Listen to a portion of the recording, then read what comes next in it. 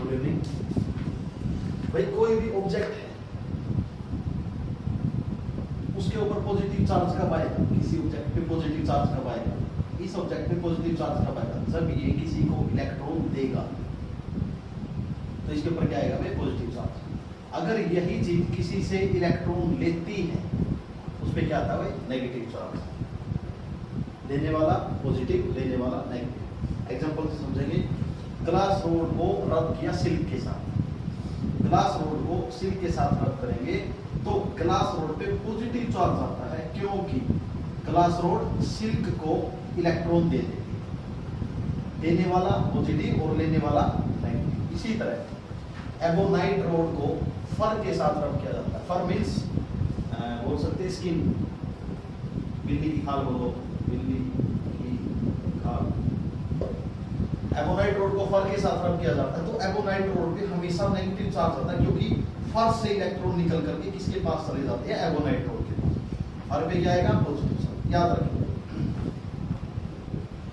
अब property of charging. Charge की क्या प्रॉपर्टी? पहली प्रॉपर्टी, लाइक चार्जेस रिपेल करेंगे, अनलाइक चार्जेस अट्रैक्ट करेंगे। लाइक चार्जेस का मतलब भाई अगर प्लस प्लस है, ये लिखा हुआ प्लस प्लस, एक जैसे चार्ज हमेशा रिपेल करते हैं, और अनलाइक चार्जेस क्या करेंगे? अट्रैक्ट। जैसे प्लस नेगेटिव क्या करेंगे? आपस में अट्रैक्ट करेंगे। दूसरी property, charge are additive in nature.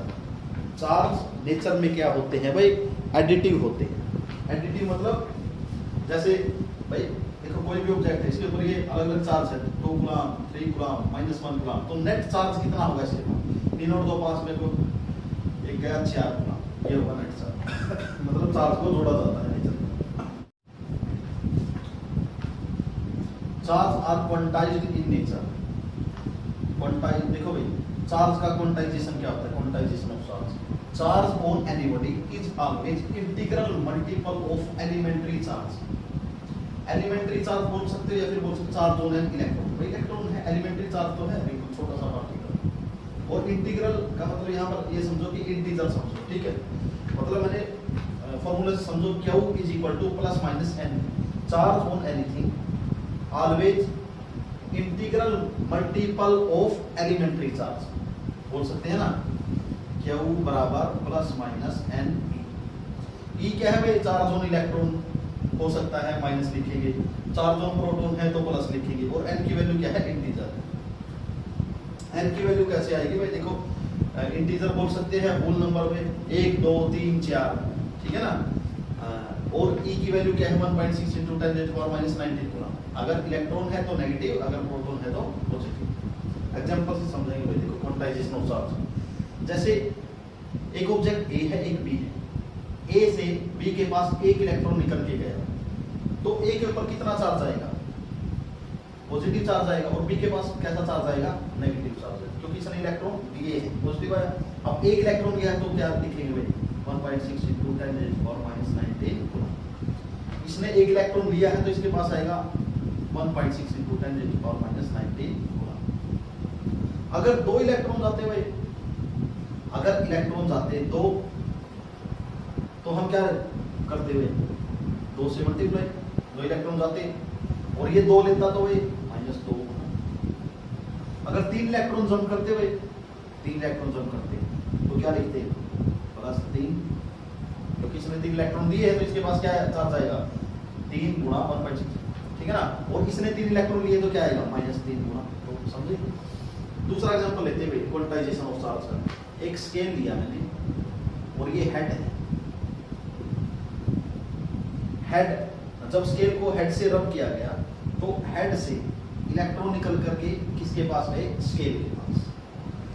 तो हेड के पास से इलेक्ट्रॉन निकल करके स्केल के पास गए, या तो एक इलेक्ट्रॉन जाएगा, या 2 इलेक्ट्रॉन जाएंगे, या 3 इलेक्ट्रॉन जाएंगे। कभी भी स्केल के पास 1.5 इलेक्ट्रॉन नहीं जाएगा, 2.5 इलेक्ट्रॉन नहीं जाएगा, 3.5 इलेक्ट्रॉन नहीं जाएगा। यहां से समझो Q is equal to plus minus n e. मतलब एन की वैल्यू जो नंबर है उसकी वैल्यू क्या होनी चाहिए? या तो 1 या 2 या 3 या 4, ठीक है ना? स्केल को रब करेंगे, या तो 1 इलेक्ट्रॉन जंप करेगा, या 2 करेंगे, या 3। कभी भी 1.5 नहीं करेगा। क्वांटाइजेशन ऑफ चार्ज को इससे भी समझा जा सकता है। देखो भाई, if charge of this possible on any object, क्या किसी ऑब्जेक्ट पे इतना चार्ज पॉसिबल है? कैसे पता लगाए भाई? हमें तो पता है क्वांटाइजेशन ऑफ चार्ज क्या है, Q is equal to n e. Q की वैल्यू कितनी चार्ज की, is equal to n into e. E का मतलब है charge on an electron proton जो भी है, ठीक है। तो यहाँ से n की वैल्यू निकाली भाई। n की वैल्यू अगर आती है अपने पास 1 2 3 4 मतलब होल नंबर आता है, तो इसका मतलब इतना चार्ज पॉसिबल है। अगर n की वैल्यू आती है पॉइंट में, तो इतना चार्ज पॉसिबल नहीं। तो इसको सोल्व किया गया भाई। सोल्व करके क्या आया अपना, इसकी वैल्यू आएगी अपने पास, इसकी वैल्यू क्या आएगी 36.02, 36.02 मतलब पॉइंट में आई। तो इसका मतलब इतना चार्ज पॉसिबल नहीं है, क्योंकि n की वैल्यू होनी चाहिए integral value, n should be integral value, मतलब इंटीजर की फॉर्म में होना चाहिए। फोर्थ प्रॉपर्टी क्या है, net charge on an isolated system. किसी भी आइसोलेटेड सिस्टम के ऊपर नेट चार्ज है वो हमेशा कंजर्व्ड होता है, कांस्टेंट होता है नेचर के। आइसोलेटेड सिस्टम क्या है भाई, जहां से न तो कोई चीज अंदर आए, बाहर की चीज अंदर ना आए और अंदर की चीज बाहर ना जाए। तो किसी भी आइसोलेटेड सिस्टम का जो नेट चार्ज है वो हमेशा कांस्टेंट रहता है। मतलब charge can neither be created nor be destroyed, it can be transferred from one body to another body.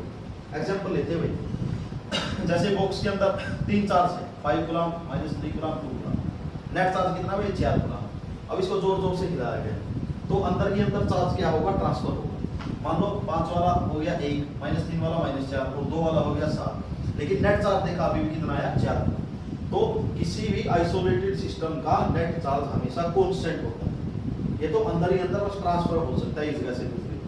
दूसरा एग्जांपल उठा सकते हैं भाई, जैसे फ्यूजन के अंदर हम पढ़ते हैं ना, रिएक्शन फ्यूजन फ्यूजन में यूरेनियम परमाणु में और 238 जब टूटता है थोरियम में और हीलियम में, तो ये देखो एटॉमिक नंबर, ये एटॉमिक मास, यहाँ चेक करोगे 90 224 2 4, लेकिन नेट अभी भी कितना आ रहा है भाई 92 और 238। तो अभी हमने क्या किया, प्रॉपर्टी करी चार्ज की।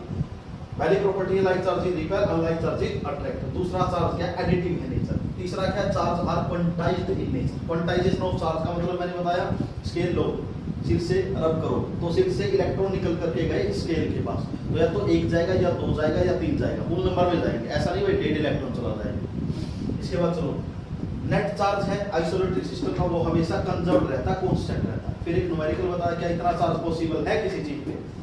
भाई यहाँ से फॉर्मूला लगाओ, n की वैल्यू अगर कंप्लीट आती है 1 2 3 4 50 100 200 तो उतना चार्ज पॉसिबल है। अगर आती है पॉइंट में तो उतना चार्ज पॉसिबल नहीं।